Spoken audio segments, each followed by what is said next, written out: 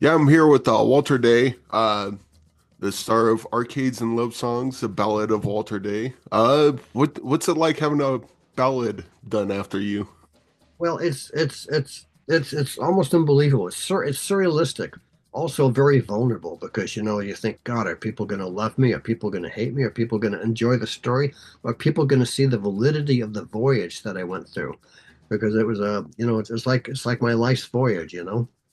Yeah, well, I'd say come off really well in this, and King of Kong for that matter. Just come across as a sweet, earnest person, and I gotta say your music's very catchy. But what was it like? I mean, it goes through this in the documentary, but what was your experience kind of putting the band together, getting the music together? Well, it's a process across many decades. As the movie shows, in 1985, I had a glamorous girlfriend who one night said, Walter, I secretly have been seeing a friend of yours, and I wanted to be free because I'm falling in love with him. Anyway, I was heartbroken. And about a week or two into the heartbreak, I began to hear music that I was channeling, almost like I was listening to a radio station, hearing music, but it was original new songs with lyrics and melodies and harmonics and harmonies and hooks and stuff like that.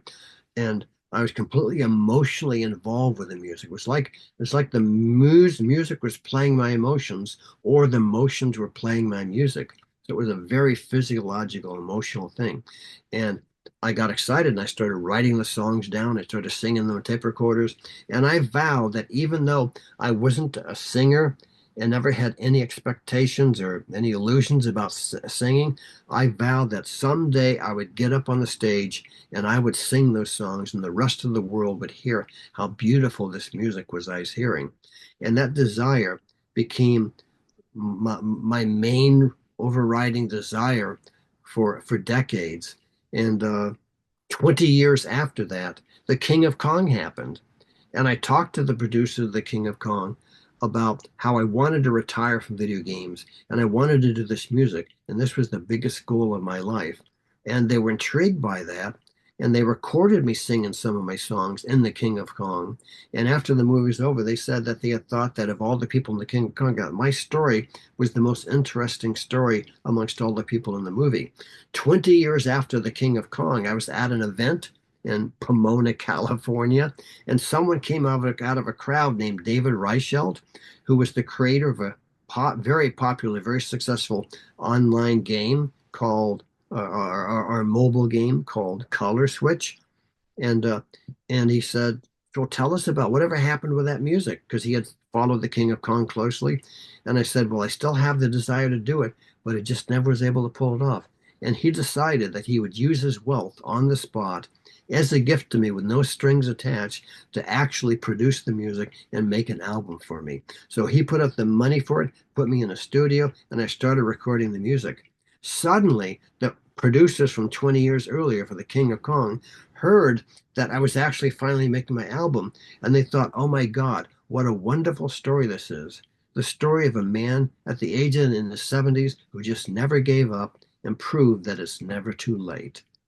You still have music popping in your head, and are you still writing new music or Oh, the phenomena ended at 138 songs, and the whole connection, whatever that channel was, just stopped. But I oh, still hear the music playing note for note. And I push a button and the song will play itself out note for note. It's almost like it was written by a higher force or something. that's so does that mean we gotta hurt you to get more great music coming out of you? I have Which sounds really bad. And I I don't have want to do that, but the I have music's so good. absolute plans. I have absolute plans for more albums. I want to do at least a couple more albums, get at least 30 or 40 of the songs done. Yeah. And what's it like recording? Because I know like recording can be kind of sterile because you're just trying to do the music. And then you mentioned this with Ed towards the end of the documentary when you're playing live, there's being in front of your friends and in front of the crowd, there's kind of an emotional beat you hit that I don't think that you or anyone else could hit in the studio. It kind of that emotional beat comes out when you play live that I thought was really beautiful. But what's kind of your thought on that on recording versus playing live? Well, it's interesting playing live. For instance, I went up there with the fear that, oh, am I going to remember the lyrics? Because because I had been practicing the song, singing each song 8 times in a row, all three of the songs that I sang 8 times in a row every day for weeks before I got up on the stage, because I was so not confident that under the psychological emotional stress of suddenly having a whole room of people look at me while I'm up on the stage. I felt so vulnerable, so naked that am I going to remember the words? But fortunately, I remembered all the words perfectly, and it all worked out fine. Um, uh, uh, um, I didn't space out, and but it was real interesting because there was a lot of energy, and I think I said right before I got up on the stage, well, I said that I was bragging that I'm not nervous. This is all cakewalk. It's easy. But when I got up there and looked at everybody and they looked at me, I began to tremble a little bit. And I said, "Oh, I'm nervous now because uh, because I was completely out of my comfort zone. I was in a completely alien space that I was about to sing in front of many people I knew and also many strangers. And it was completely an alien, brand new experience. But that's I think one of the beautiful features of the movie is that you never give up. It's never too late. You can do it. And you just pursue your heart's desire. And somehow it's possible. If you never give up, you can make it happen. Yeah. And what were your thoughts on King of Kong in this in that because you'll see a documentary, and sometimes documentaries tell a story that might be slightly different than what's actually going on. You've been part of both of them. What's your thoughts on how they represent the truth of what you've actually experienced? The interesting thing about this movie was that when I saw an earlier version of the movie, it wasn't it was far less in its it just wasn't. I thought it wasn't that good of a movie. I didn't believe that we'd be here. I didn't believe that we're actually going to come to this point that we're at now, where people are actually respectfully considering the movie as a good movie. I thought it was going to be a boring thing that was not going to be. I didn't think my story was going to be interesting. I didn't think the story of me and Billy and everybody else where we're at now would be interesting, that it would have any impact in it, that would have no punch. But the way it got edited, it managed to take all the themes that were available and actually intertwine them in such a way that it actually became an engrossing, emotionally charged, fascinating tale for a lot of people. That's how it seems to be panning out right now. The original King of Kong was a lot of stuff. A lot of it was, um, how to put it, the facts weren't correct. Billy was not that big of a villain, and Steve Weeby was not that big of a hero. They were all just video game players who were all just trying to go for the world record, and so essentially, the King of Kong became a work of art as opposed to just a documentary. And then you said you retired from video games to focus on music. Is there a balance where you could do both, or what does it mean to retire from video games? Well, Because as you see, I mean, if you're bored, you just play video games, right? well, I don't play video games hardly at all. I want to have my creative energy be used for doing music. But uh, but you'll remember at one scene where I'm standing on the stage in front of a whole crowd of hundreds and hundreds of high school esports players, all these teams from about 20 different schools gathered for that event, and I take my shirt off and I surrender.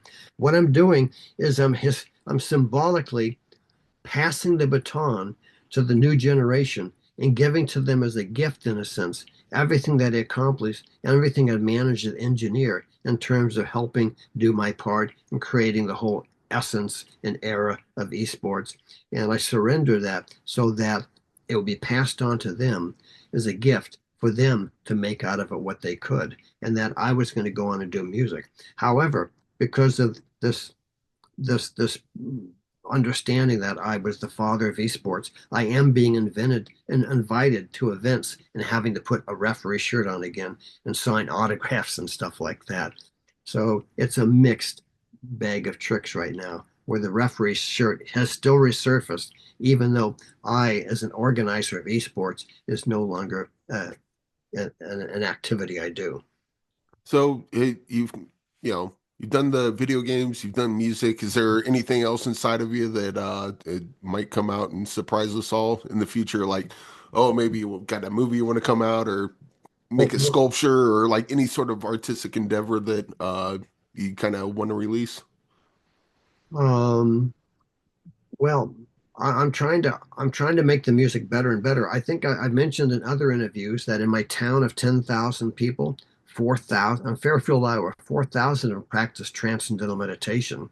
And I found out when you meditate, you sit down for 20 minutes in the morning and then you do it again 20 minutes in the evening, and it actually affects your creativity. It unfolds your creativity. And one of the things I do is I meditate regularly here in a big program in a golden dome in Fairfield, Iowa, and that's enhancing my ability to actually perform my music, sing my music, and uh, and actually bring the creative process, bring out the creative process on a fuller level.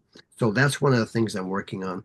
Do meditation help develop the creativity and the creative intelligence that's behind every song that I'm trying to bring to life? All right. And I guess we'll leave with that. Well, first of all, the you got a LA premiere, the TCL Chinese Theater on April 17th, which as we're recording, I believe is this Thursday. This Thursday.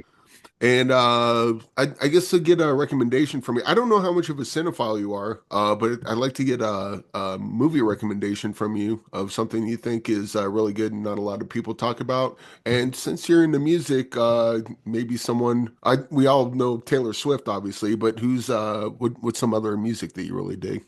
Well, here's the thing. Here's the thing that's interesting about the Taylor Swift's involvement in the movie. It's when I'm on the stage singing, it's February 17th, 2023. Literally 1 month later to the day is when the Eras tour started.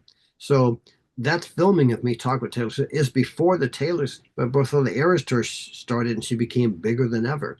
And before I got up on the stage and I started talking about her, I had only discovered her barely a month or so before I got up there, because I was looking around saying, I got to see what other people are doing. I want to see what other people's lyrics look like. And I discovered Taylor Swift, and I thought, my goodness, these are really good lyrics. And then as I studied her more, I began to realize that she may be the best there is. Her songwriting is so good.